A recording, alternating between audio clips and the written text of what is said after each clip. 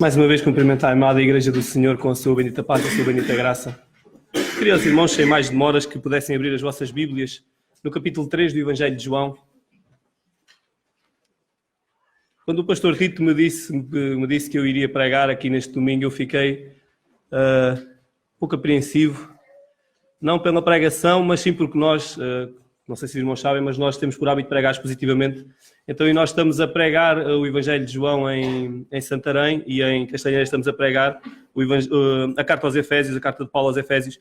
E confesso que torna-se mais fácil para mim o saber qual é o sermão que vou preparar, mas estava indeciso entre um tema de Hebreus e João 13, o novo nascimento, e creio que é um assunto vital para os nossos dias, porque creio que é algo de fundamental para todos os cristãos percebermos o que é este novo nascimento que o Senhor Jesus fala. Então, irmãos, sem mais demoras, João 3, pedi aos irmãos com uma atitude de reverência pela palavra do Senhor, aqueles que quiserem puderem se colocar de pé enquanto fazemos a leitura. João capítulo 3, dos versos 1 até ao 10. E assim diz a palavra do Senhor. Havia entre os fariseus um homem chamado Nicodemos, autoridade entre os judeus.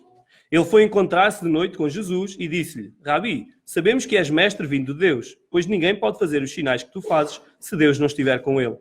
Jesus lhe respondeu: em verdade te digo que ninguém pode ver o reino de Deus se não nascer de novo. Então lhe perguntou Nicodemos: como um homem velho pode nascer? Poderá entrar no ventre de sua mãe e nascer pela segunda vez? Jesus respondeu: em verdade te digo que se alguém não nascer da água e do Espírito, não pode entrar no reino de Deus. O que é nascido da carne é carne, e o que é nascido do Espírito é Espírito. Não te admires de eu te dizer, necessário vos é nascer de novo. O vento sopra onde quer, e ouves o seu som, mas não sabes de onde ele vem, nem para onde vai. Assim é todo o que é nascido do Espírito. Perguntou-lhe Nicodemos: como pode ser isso? Jesus lhe respondeu: tu és mestre em Israel e não entendes essas coisas? Os irmãos e amigos podem tomar o vosso lugar.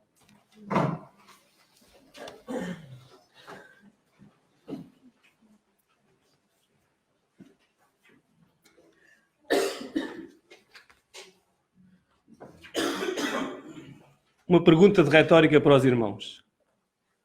O que é que tu contribuíste para a tua salvação? O que é que tu fizeste para nascer de novo? Qual foi a ajuda que deste a Deus? Qual foi a disposição que tu tiveste? O que é que tu participaste nesse empreendedorismo do Senhor? Lemos um capítulo que, infelizmente, e como muitos outros, tem sido erroneamente interpretado. Billy Graham, creio que os irmãos conhecem, há 32 anos escreveu um livro com o título Como Nascer de Novo. Um livro passo a passo o que o homem tem de fazer para nascer de novo. Nesse livro há de facto um chamado ao arrependimento que é necessário e essencial ao Filho de Deus, mas ele falha na interpretação desta conversa que nós temos entre o Senhor Jesus e Nicodemos. Neste texto que nós lemos não há uma única referência a qualquer obra humana da parte de Jesus para com Nicodemos.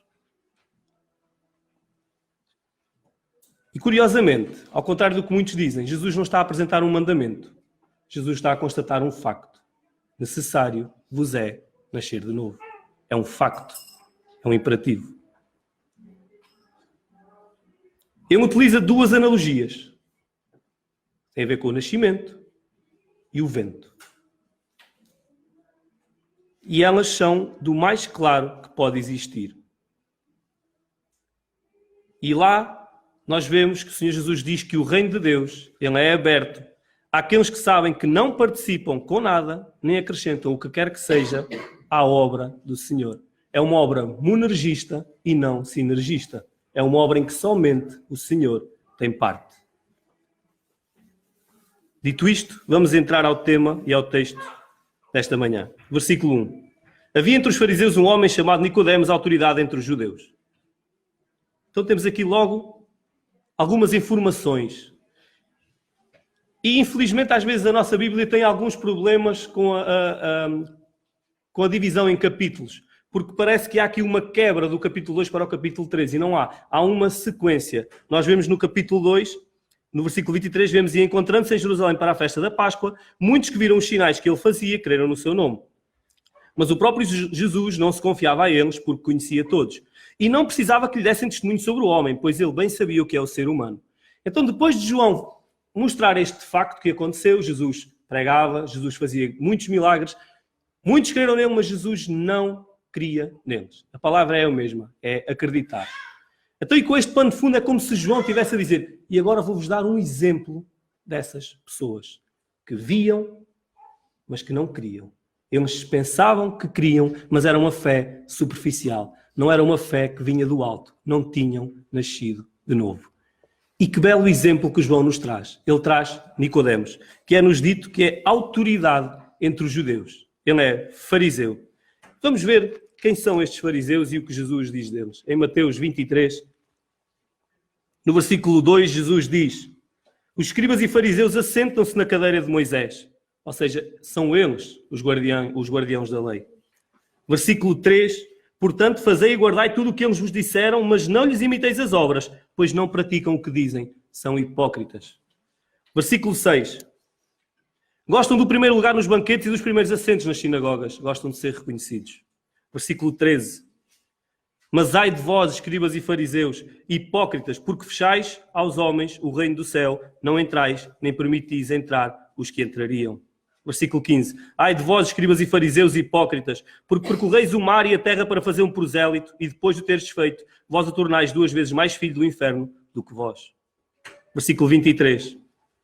Ai de vós, escribas e fariseus hipócritas, porque dais o dízimo da hortelã, do endro e do cominho, e omitis o que mais importante há na lei, a justiça, a misericórdia e a fidelidade. Deveis fazer estas coisas, sem omitir aquelas. Versículo 27 e 28. Ai de vós, escribas e fariseus hipócritas, porque sois semelhantes aos sepulcros caiados, que por fora parecem belos, mas por dentro estão cheios de ossos e de toda a imundícia. Assim sois vós, por fora pareceis justos aos homens, mas por dentro estáis cheios de hipocrisia e maldade. E ao contrário do que muita gente diz a tentar passar o pano em Nicodemos, Nicodemos é a autoridade entre os fariseus. Então ele é uma destas pessoas. Ele é hipócrita, ele acha-se justo, ele observa a lei, ele faz todas as coisas de maneira fastidiosa. Ele é irrepreensível aos olhos do homem. Nós tínhamos duas classes, nós tínhamos os escribas e os fariseus. Os escribas interpretavam a lei e os fariseus guardavam cada pormenor da lei. E não somente da lei que estava na palavra do Senhor, mas também as tradições rabínicas que tinham sido dadas. E eles iam ao ponto, para os irmãos verem o quão ridículo eles eram. Por exemplo, no sábado, era proibido dar nós com as duas mãos. Era considerado um ato de trabalho. Mas se fosse só com uma mão, esse nó já não era considerado trabalho. Era proibido atar um nó numa corda, num balde. Mas se fosse no fecho de uma mulher, isso já não era considerado trabalho. Então, se um judeu, um fariseu, precisasse de beber água um sábado e fosse a um poço, ele não poderia pôr uma corda no balde e tirar a água, mas se metesse essa corda no fecho da mulher, já não era considerado trabalho. Eles achavam que isto era guardar a lei. Se eles comessem um ovo de uma galinha, que a galinha pusesse esse ovo no sábado, eles poderiam comer esse ovo, mas a galinha teria de ser morta no domingo seguinte. Então, vejam até onde eles iam na observância da lei e mandamentos dados pelos homens. E eles achavam que eram justos aos seus próprios olhos. Este era o tipo de coisas que para os escribas e fariseus eram questões de vida ou morte. Eles achavam que isto é que agradava a Deus. Era isto que fazia a diferença. E eles eram exemplares nestas coisas. Nicodemos está no topo, porque é-nos dito que ele era autoridade entre os judeus. Ele pertencia ao Sinédrio, que eram 70 dos mais ilustres fariseus. No máximo, em todas as épocas, haviam no máximo 6.000 fariseus em toda Israel. Então Nicodemos era uma pessoa extremamente importante e reconhecida naquele meio. Ele era totalmente devoto. Eles eram isolacionistas, eles achavam-se acima dos demais, eles eram os hipócritas dos hipócritas. E, curiosamente, Paulo também era um deles. No versículo 10 é-nos dito: tu és mestre em Israel e não entendes estas coisas. Ele é mestre em Israel. Ele é professor. Ele é alguém que tem a aceitação dos judeus. Ele é considerado um professor. Ele pertence ao Sinédrio, como eu vos disse. E a tradição nos diz que ele é um dos 3 homens mais ricos de Jerusalém. Então vejam, os fariseus amavam dinheiro, Nicodemos era riquíssimo, então ele teria de ser abençoado por Deus. Esta era a mente de um judeu, era a mente de um fariseu. Ele era o mais abençoado de tudo. Versículo 2. Ele foi encontrar-se de noite com Jesus e disse-lhe: Rabi, sabemos que és mestre vindo de Deus, pois ninguém pode fazer os sinais que tu fazes se Deus não estiver com eles. Porquê de noite? Nicodemos foi ter com ele de noite. E muitas pessoas dizem que Nicodemos foi ter com ele de noite por medo do que os fariseus pudessem pensar. Porque nós vemos que Jesus, no capítulo 2, ele provocou um tumulto no templo. Ele expulsou os cambistas, ele expulsou os fariseus, ele agarrou num chicote. Então ele estava abertamente a confrontar o ensino e a vida e a própria autoridade dos fariseus. E Nicodemos vai de noite. A maior parte das interpretações dizem que Nicodemos estava com medo. Pode ser. Mas também há uma outra hipótese. Jesus estava sempre cheio de pessoas. Estava sempre em volta de uma grande multidão. Se Nicodemos queria aprender alguma coisa com Jesus, não iria ser de dia. Ele não conseguiria. Ia estar muito barulho, muito tumulto. Também havia uma tradição rabínica que de noite, eles diziam que de noite é que se conseguiria aprender melhor. Era a melhor altura para se estudar e aprender. Então, talvez possa ser uma ou até as 2 coisas juntas. Que Nicodemos, foi por isso que ele foi de noite ter com o Senhor Jesus. E ele diz: sabemos que és mestre vindo de Deus, pois ninguém pode fazer os sinais que tu fazes se Deus não estiver com ele. Então, como eu disse há pouco, ele é um daqueles que viu os milagres de Jesus. Mas é-nos dito no versículo 25 que Jesus não acreditava neles. Capítulo 2. E ele tem ali alguém diante de dele que é maior do que ele. Porque apesar de ele ser professor em Israel, Nicodemos nunca fez nenhum milagre. Mais, Nicodemos nunca viu nenhum milagre. Mais, Nicodemos nunca viu um profeta. Pois havia 400 anos, exceto João Batista, que os profetas haviam cessado em Israel. Então, diante de Nicodemos estava alguém que era superior a ele, e ele entendeu isso. Ele entendeu isso. Apesar de ser alguém que o confrontava. E na mente de Nicodemos talvez poderia estar a ideia de: será ele um profeta? Quem sabe estaria na mente de Nicodemos: será este o Messias prometido a Israel? Nós vimos que Nicodemos vai ter com ele pela calada da noite. Versículo 3.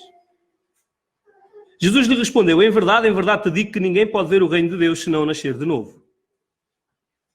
E curiosamente aqui Jesus não responde a nada daquilo que Nicodemos tinha falado. É um pouco estranho, porque se nós formos ver a narrativa, Nicodemos está a dizer: nós sabemos que tu és mestre em Israel, pois tens feito sinais e maravilhas e é impossível isso acontecer se Deus não estiver com o homem. Isso não é possível acontecer. E Jesus vira-se e diz: em verdade te digo que se não nasceres que se não nasceres de novo, não poderás ver o reino dos céus. Curioso, estranho. Mas aqui Jesus apresenta uma característica divina que só o Senhor tem, que é omnisciência. Jesus sabia o que ia na mente daquele homem. Ele sabia que Nicodemos estava perturbado. Ele sabia que Nicodemos estava assustado. Ele sabia que Nicodemos não tinha qualquer confiança nele próprio para ser salvo. Apesar de toda aquela religiosidade exterior, ele não tinha segurança na sua salvação. E Jesus vai ao âmago da questão. Jesus vai direto àquilo que assombrava Nicodemos. Ele vai à sua consciência. E vejam que Nicodemos ele está no pico do judaísmo. Ele representa o que de melhor Israel produziu. E mesmo assim, Jesus vira-se para ele e diz que se não nasceres de novo, não entrarás no reino dos céus. Imaginem quão devastador deve ter sido para Nicodemos ouvir aquilo.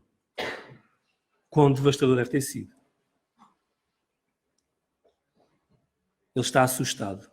É como se Jesus lhe dissesse: olha, Nicodemos, toda a moral, toda a ética, todos os bons costumes, toda a tua religiosidade valem 0 para entrares no céu. 0. Se não nasceres de novo, não podes entrar no céu.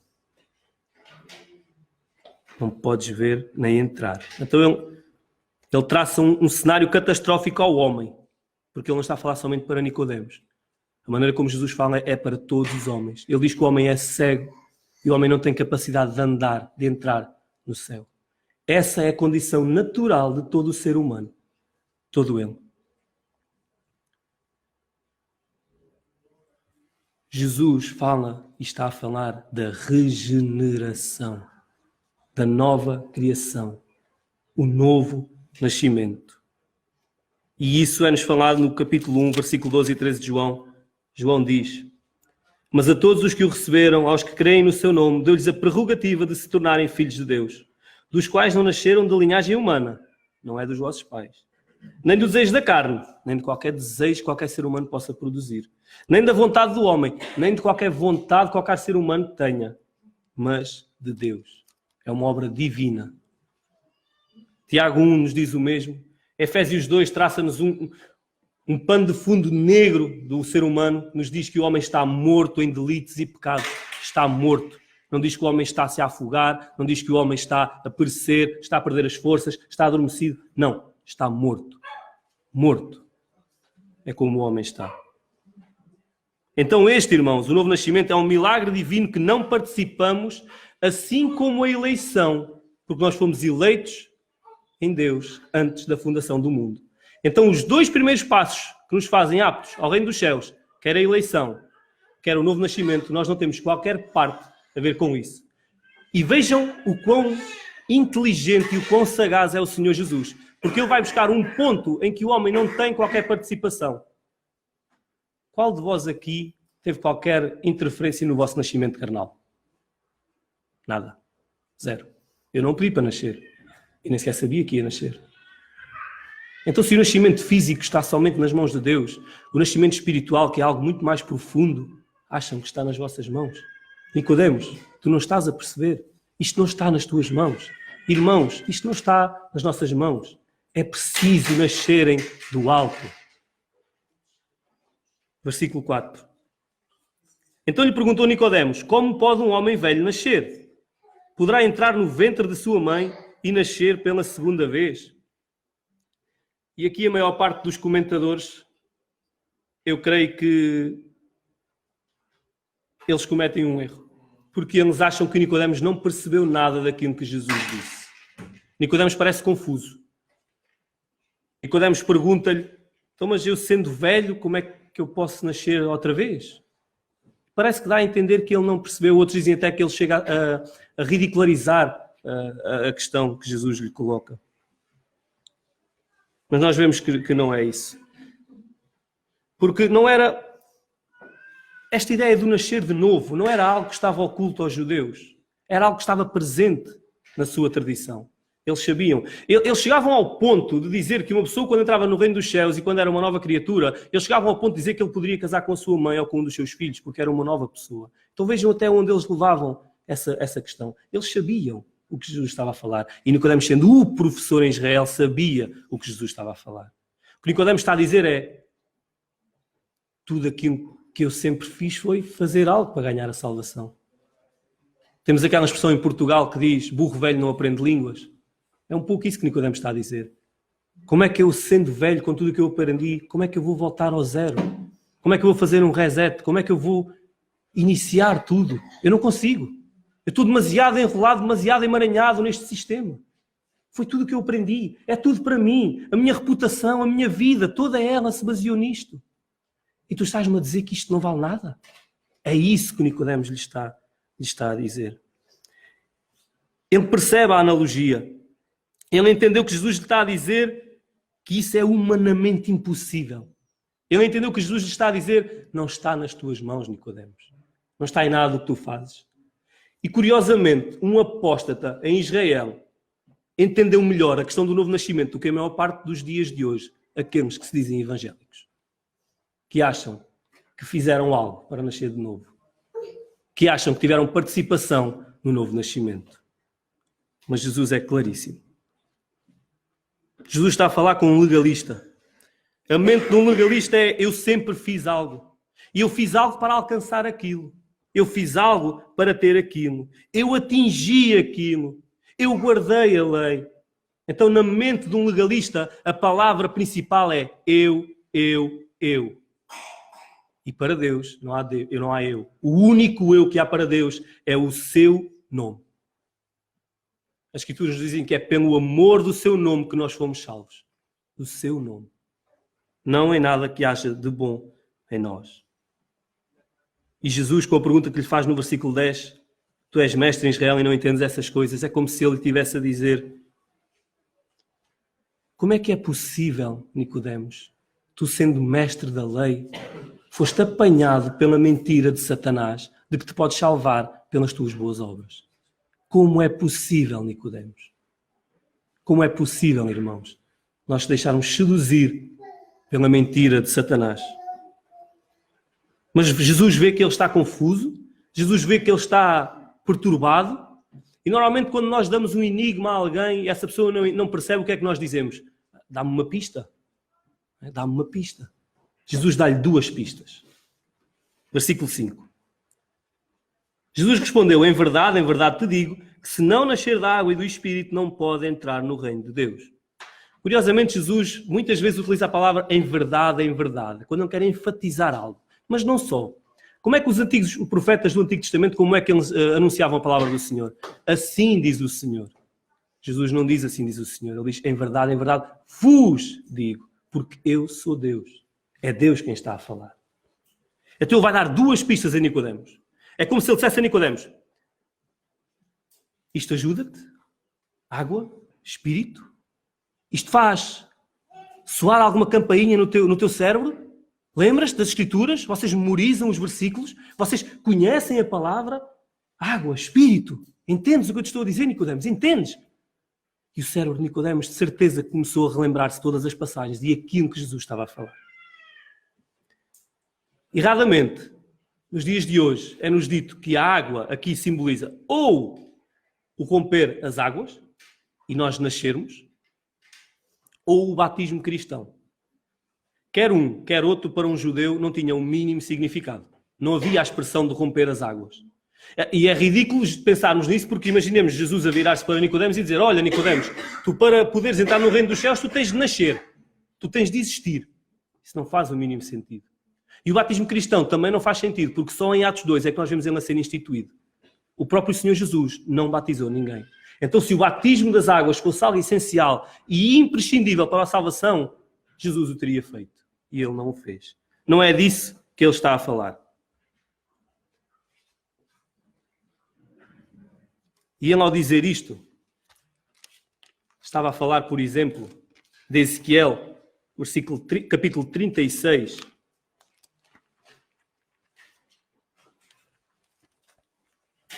E 25 a 27, que diz assim: então aspergirei água pura sobre vós, e ficareis purificados. Eu vos purificarei de todas as vossas impurezas e de todos os vossos ídolos. Agora vejam a quantidade de eus do Senhor. Também vos darei um coração novo, e porei um espírito novo dentro de vós. Tirarei de vós o coração de carne, e vos darei um coração de pedra, e vos darei um coração de carne. Também porei o meu espírito dentro de vós, e farei com que andeis nos meus estatutos, e obedecereis aos meus mandamentos, e os praticareis. Eu farei. Ele tirou o nosso coração de pedra. Ele aspergiu-nos com água. Ele deu-nos o seu Espírito. E agora nós somos filhos dele. Ele. É sempre ele. 37:3. Ele lhe perguntou: filho do homem, estes ossos poderão reviver? Respondi: Senhor Deus, tu sabes a visão dos ossos secos. É como nós somos. Nós estamos secos, nós estamos mortos nos nossos delitos e pecados. Versículo 14. E porei em vós o meu espírito, e vivereis, e vos porei na vossa terra, e sabereis que eu, o Senhor, disse e cumpri isso, diz o Senhor. É uma obra totalmente divina. Água, espírito. Percebes, Nicodemos? Percebes o que eu te estou a dizer? E a luz começou a abrir para Nicodemos. Ele começou a entender. Ezequiel 11:19 nos dá mais luz a este tema. E lhes darei um só coração, e porei dentro deles um novo espírito. Tirarei deles o coração de pedra e lhes darei um coração de carne. É uma obra do Senhor. Jeremias 24:7. Não é só Ezequiel. E lembrem-se, irmãos, Nicodemos, ele era professor. Ele sabia isto que Jesus estava a dizer.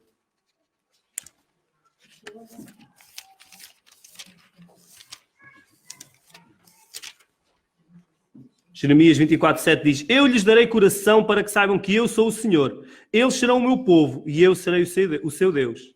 E só no fim de Deus fazer isto é que acontece o seguinte: pois se voltarão para mim de todo o coração. A obra não pode ser invertida. Não fomos nós que fizemos o que quer que seja. Deus fez toda a obra. E ao mudar o nosso coração, ao mudar as nossas inclinações, ao aspergir água sobre nós, ao nos limpar, ao nos purificar, então nós, o nosso coração que era de pedra, agora é de carne, ele agora se vira em adoração ao Senhor. É por isso que nós louvamos ao Senhor. Não é porque nós somos mais ou menos do que outros. Jeremias 31:33. Mas esta é a aliança que farei com a casa de Israel depois daqueles dias, diz o Senhor. Porei a minha lei na sua mente e a escreverei no seu coração. Eu serei o seu Deus e eles serão o meu povo. E é por isso que Jesus pergunta a Nicodemos: como é que tu és mestre em Israel e não entendeste estas coisas? E nós, irmãos, como é que nós lemos as Escrituras e estas verdades nos escapam? Passam à frente dos nossos olhos sem nós entendermos. Quando elas são claras, a obra é totalmente do Senhor. E Jesus, ao estar a dizer o que diz a Nicodemos, ele não está somente a repreender Nicodemos, ele está a repreender toda a nação de Israel, pois Nicodemos representa o pico do judaísmo. Ele é o homem mais exaltado entre Israel. Versículo 6. O que é nascido da carne é carne, e o que é nascido do Espírito é Espírito. Se há coisa que a carne produz, é carne. A carne não produz qualquer obra espiritual. A carne só vai produzir carne. Não pode produzir espírito. E Jesus está-lhe aqui a dizer a Nicodemos: Nicodemos, tu falhaste sobre o conhecimento do pecado, tu não entendeste a magnitude e a profundidade do pecado na vida do ser humano e não entendeste a depravação total de todos os homens. Tu não entendeste, Nicodemos. Como é que tu és mestre em Israel e não sabes estas coisas? Como é que o professor de Israel não sabe estas coisas? A carne, que é nascido da carne, é carne. O que é que Jesus está a querer dizer com isto? Gênesis 6. Versículo 3 e versículo 5. Então disse o Senhor, o meu espírito não permanecerá para sempre no homem, pois ele é carne. Os seus dias serão 120 anos. Versículo 5. E o Senhor viu que a maldade do homem na terra era grande e que toda a imaginação dos pensamentos do seu coração era continuamente má. Carne. Isto é a carne. É o que ela produz. Maldade, iniquidade, pecado, afastamento de Deus. Não há nada de bom em nós. Paulo diz: em mim não há coisa alguma de boa. Em mim. E o Filho de Deus tem de entender isso. Não há nada em nós que seja de bom. Se há algo de bom que eu ou que vocês fazem, isso é porque o Espírito do Senhor opera em vós. É uma obra do Senhor, totalmente do Senhor. E aqui temos um retrato da condição humana. O homem está morto nos seus delitos e pecados. Há quem diga que este versículo 5 de Gênesis 6 é considerado o versículo mais violento e mais horrorizador da palavra do Senhor. Pois nos dá um traço e um retrato perverso e totalmente negro do ser humano. Então nós vemos que o ser humano ele está nesta situação e nós sabemos o que é que aconteceu, não é? Deus enviou um dilúvio, matou todo o ser humano, e quando eu digo todo, é todo o ser humano, homens, mulheres, crianças, tudo. Matou tudo. Só sobraram 8 pessoas. Noé, a sua esposa, os seus 3 filhos e as suas 3 noras. Foi os únicos que escaparam. E não porque algo que eles tenham feito de bom ou que fossem bons, mas porque acharam graça aos olhos do Senhor. E vamos ver o que é que aconteceu no capítulo 8. Versículo 20. Então Noé edificou um altar ao Senhor, tomou de todo o animal limpo e de toda a ave limpa e ofereceu holocaustos sobre o altar. O Senhor sentiu o aroma suave e disse em seu coração: não tornarei a amaldiçoar a terra por causa do homem, pois a imaginação do seu coração é má desde a infância. Nem tornarei a ferir de morte todo o ser vivo, como acabo de fazer. Então, depois do dilúvio, Noé não é um homem melhor do que aqueles que haviam morrido e perecido. Ele foi justificado pelo Senhor. Ele foi agraciado com um espírito novo. Mas Noé teve necessidade de edificar um altar ao Senhor e de oferecer sacrifícios, porque ele sabia que ele era pecador e que era necessário aplacar a ira do Deus vivo. Porque o Senhor é amor, e graças a Deus por isso, mas ele também é justiça. E o Senhor não pode olhar para o pecado e virar o olhar. O pecado tem de ser punido de alguma forma. Ou é punido.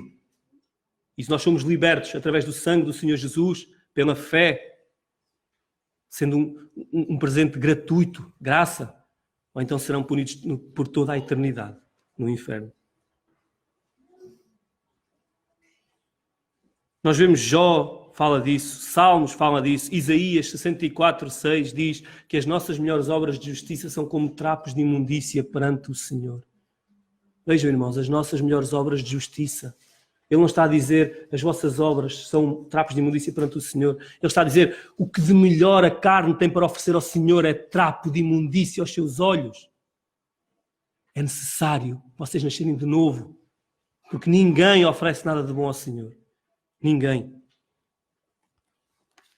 O apóstolo Paulo, em Romanos 3,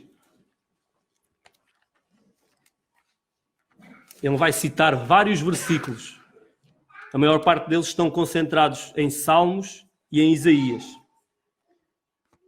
E do versículo 10 ao 18 diz assim Paulo na carta aos Romanos, no capítulo 3. Como está escrito: não há justo, nenhum sequer. Não há quem entenda, não há quem busque a Deus. Todos se desviaram, juntos se tornaram inúteis. Não há quem faça o bem, nenhum sequer. A garganta deles é um sepulcro aberto. Enganam com a língua. Debaixo dos seus lábios há veneno de serpente.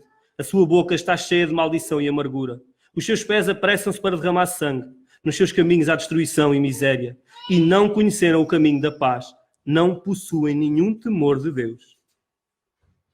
O retrato de todo o ser humano, irmãos. Sem Deus. Este é o retrato dele. Não há um único justo. Quer gregos, quer judeus. Não há nenhum. Não há quem busque a Deus. Então, para Deus nos buscar, é necessário que Ele primeiro intervenha. Porque não há quem o busque.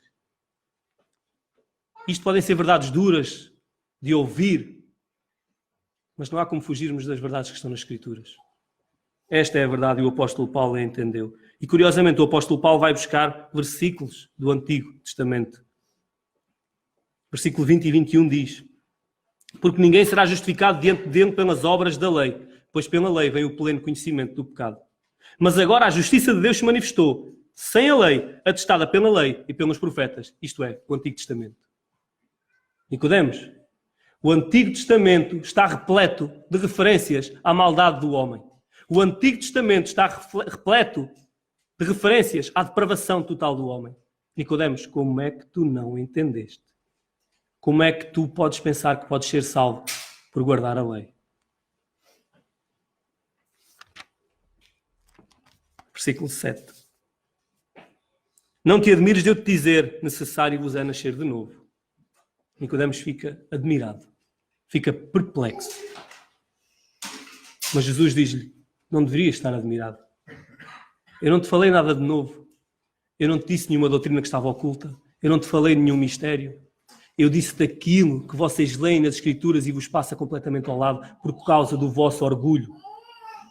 Vocês acham que são melhores do que os outros. Vocês esforçam-se por guardar a lei para entrar nos céus. No entanto, vocês são filhos do diabo. Não depende de vós. É necessário nascer de novo. É necessário nascer do alto. Versículo 8. O vento sopra onde quer e ouves o seu som, mas não sabes de onde ele vem nem para onde vai. Assim é todo o que é nascido do Espírito.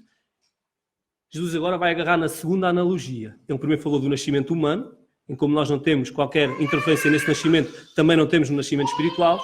E Jesus agora vai falar do vento, outra coisa que está completamente fora do alcance, do domínio do homem. E aqui faz a conexão com o final do versículo 6, onde diz: o que é nascido do Espírito é Espírito. Então nós vemos, irmãos, aqui há um jogo de palavras com a palavra pneuma. Pneuma é a mesma palavra para espírito e para vento. E é curioso Jesus falar no vento. E porquê, irmãos? O vento é irresistível. O vento é incontrolável. O vento é invisível. O vento é imprevisível. Não o podes acumular, nem o podes conter. O vento não aparece, nem desaparece consoante a tua boa vontade. Porque não depende de ti. E Jesus está a dizer: assim é aquele que é nascido do Espírito. O Espírito sopra onde quer. Ele é soberano, como eu e o Pai somos soberanos. João 5:21, Jesus diz o seguinte: pois assim como o Pai ressuscita aos mortos e concede-lhes vida, assim também o Filho concede vida a todos? Não. A quem Ele quer. A quem Ele quer.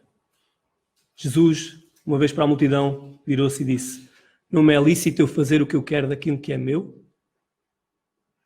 O problema, irmãos, é que nós olhamos para as Escrituras influenciados pela nossa cultura, influenciados por uma cultura humanista, influenciados por algo que não está alicerçado na sabedoria que vem do alto.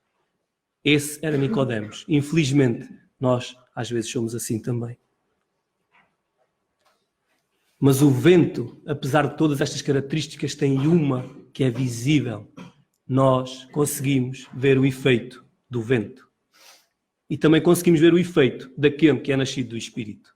E João, na sua primeira carta, vai nos dar alguns indícios de como é aquele que é nascido do Espírito e de como é aquele que foi agraciado com o nascimento do alto. Primeiramente, ele dá frutos. Frutos esses que é, um deles, crê que Jesus é o Cristo. Está em 1 João 5:1. O que é nascido do Espírito, ele não vive na prática do pecado. 1 João 3:9. O que é nascido do Espírito, ele pratica a justiça. 1 João 2:29. O que é nascido do Espírito, ele ama os irmãos. 1 João 3:14. O que é nascido do Espírito, ele vence o mundo. 1 João 5:4. O que é nascido do Espírito, Cristo o guarda e o maligno não lhe toca. Capítulo 5, versículo 18. Então, nós podemos ver o efeito do Espírito. E assim como o vento, às vezes pode trazer um tornado e destruir tudo à sua volta, mas por vezes também pode trazer somente uma brisa leve e agradável e quase imperceptível. Assim é Deus com os seus filhos. Vemos uns com um poder de Deus magnífico e estonteante e vemos outros em que parece que está uma pequena brisa. Mas o vento sopra onde quer. É o que Jesus lhe está a dizer. Jesus utiliza essas duas analogias para mostrar a Nicodemos: Nicodemos, tu não tens qualquer parte com isto. Nem tu, nem o ser humano em geral. É uma obra do meu Pai, é uma obra minha e uma obra do Espírito Santo. Versículo 9. Perguntou-lhe Nicodemos: como pode ser isso? Nicodemos, irmãos, se entrou e se foi ter com Jesus atemorizado e com medo, ele agora está totalmente destruído. A sua teologia foi completamente destruída. Ele está a dizer: Jesus, tu abalaste-me completamente. Toda a minha vida eu aprendi que eu tinha de guardar a lei para ser salvo. Eu aprendi que dependia dos meus méritos para ser salvo.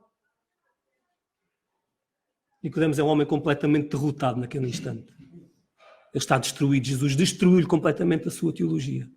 O que prova que o amor não vem com palavras lisonjeadoras, mas o amor vem com a verdade. Então, quando nós dizemos palavras duras, se isso for para a exortação, para a edificação dos nossos irmãos, isso é uma prova de amor. Não vos deixem iludir, irmãos. Não vos deixem iludir. E à semelhança de Paulo, assim está Nicodemos. Paulo também é caminho para Damasco. Jesus destruiu completamente a sua vida e a sua teologia. São os únicos fariseus, Paulo e Nicodemos, que nós vemos a haver uma obra regeneradora do Espírito neles. Os únicos dois. Versículo 10. Jesus lhe respondeu: Tu és mestre em Israel e não entendes essas coisas? Aqui, onde diz tu és mestre em Israel, no grego, o artigo aqui é definido. Jesus está a dizer, tu és o mestre em Israel.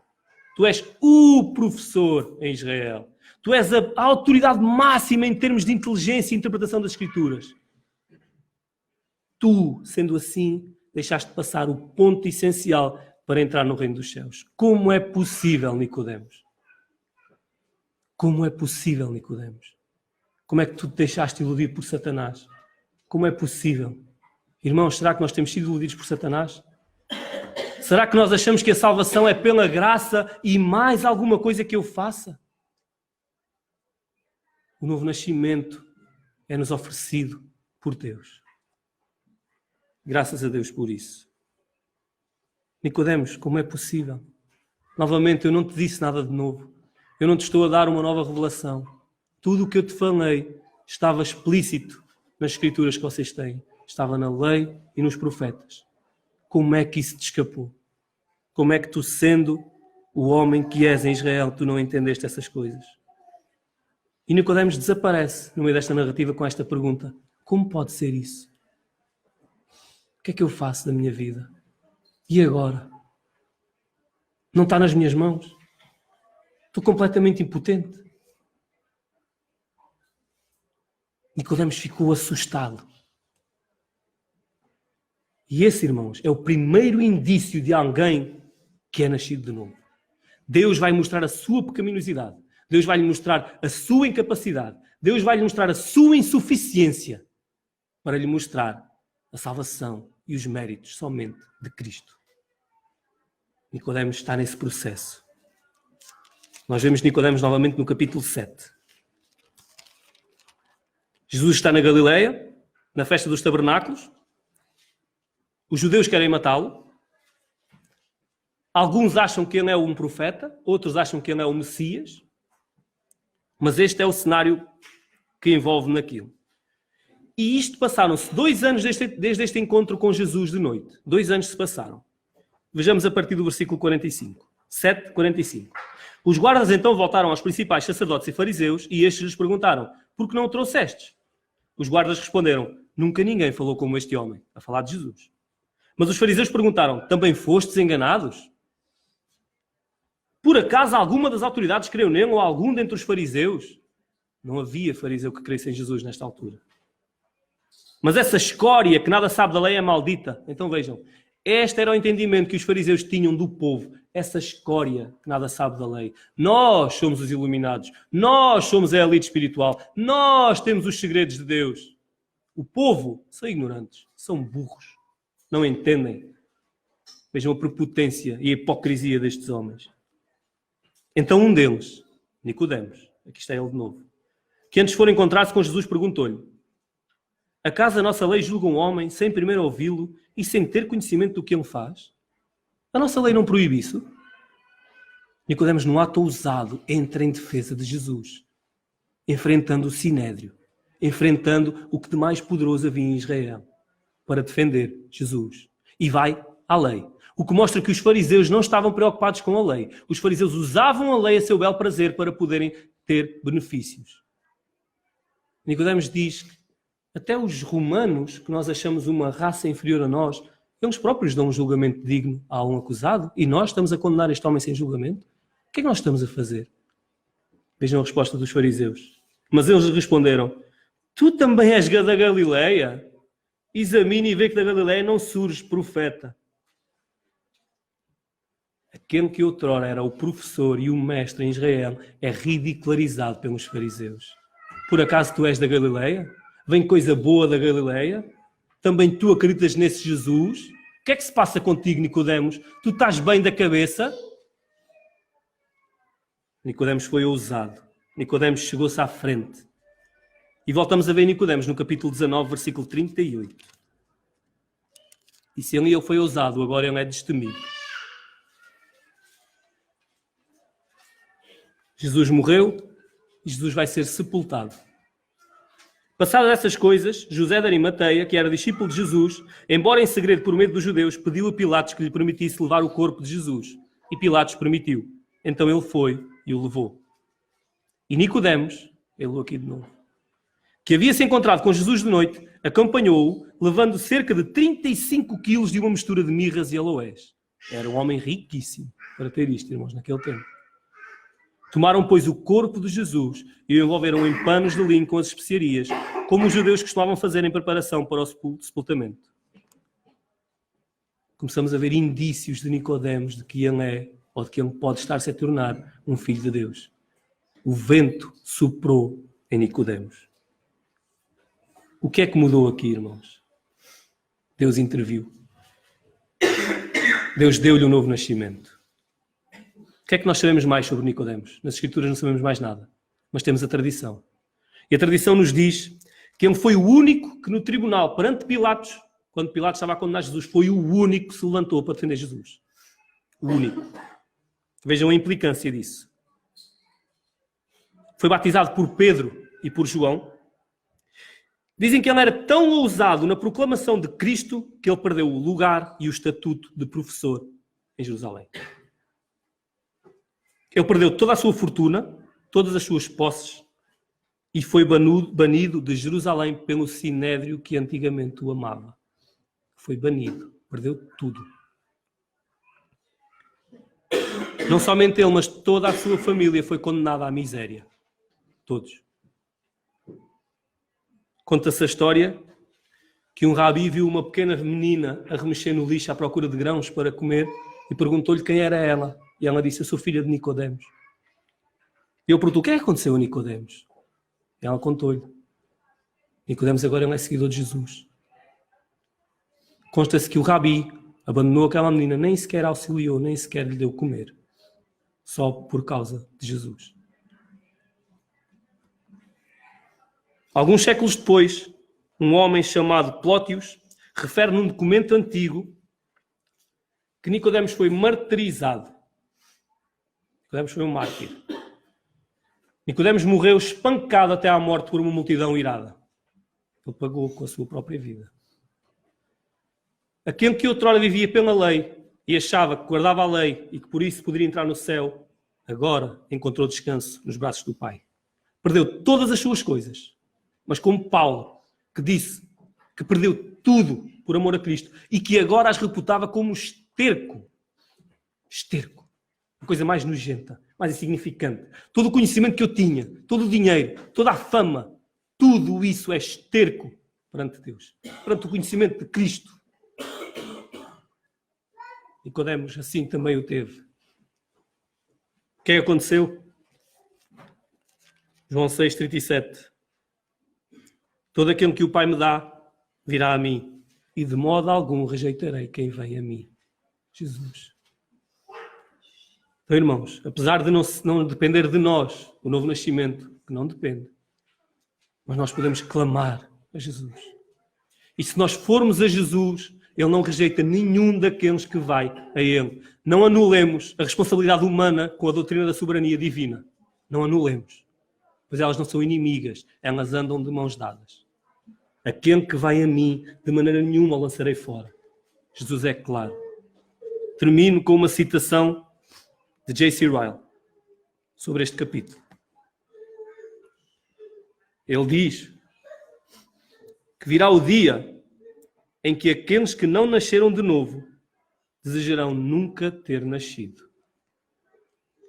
Que isso não aconteça com nós, irmãos, conosco.